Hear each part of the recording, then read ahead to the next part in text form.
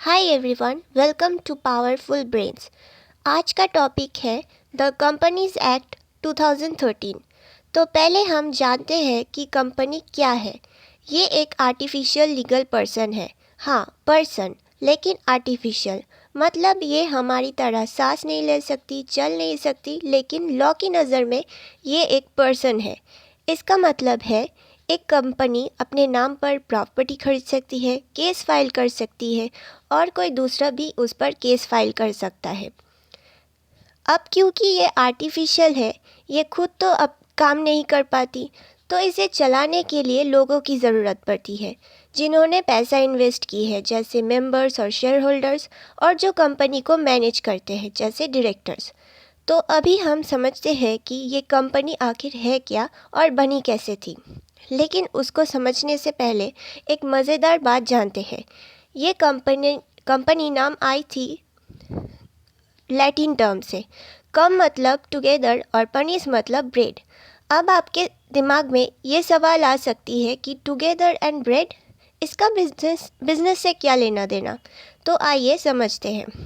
देखिए, पहले के ज़माने में कंपनी का मतलब बिजनेस करना नहीं था। इसका सिंपल मतलब था कि लोग एक दूसरे के साथ मिलते हैं, खाना खाते हैं या फिर घूम फिर रहे होंगे ऐसे।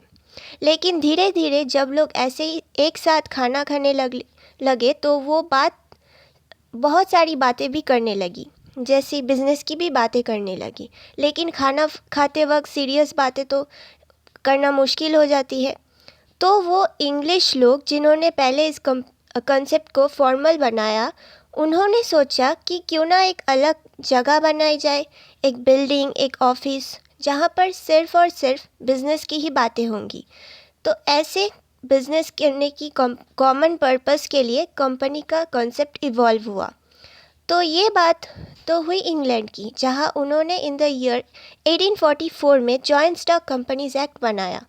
लेकिन हमारे देश में, इंडिया में, पहली बार कंपनी लॉ 1850 में इंट्रोड्यूस की गई। उसका नाम था the joint stock companies act 1850।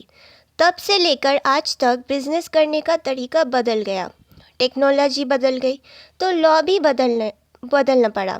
इसलिए आज हम जो एक्ट फॉलो करते हैं वो है द कंपनीज एक्ट 2013। और एज पर सेक्शन 2 क्लॉज 20 के अनुसार of the Companies Act, company means a company incorporated under this act or under any previous company law.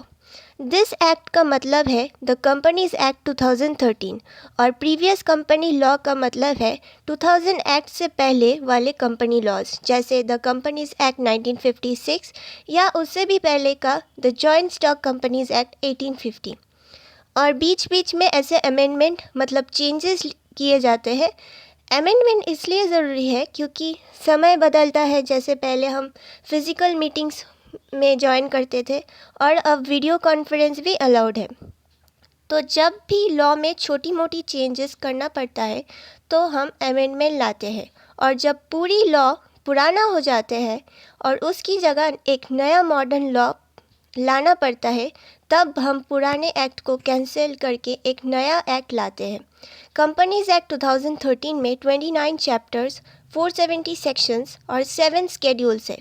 आप इसको अगर चाहे तो MCA की वेबसाइट से भी देख सकते हैं। तो आज के लिए बस इतना ही, मिलते हैं नेक्स्ट वीडियो में।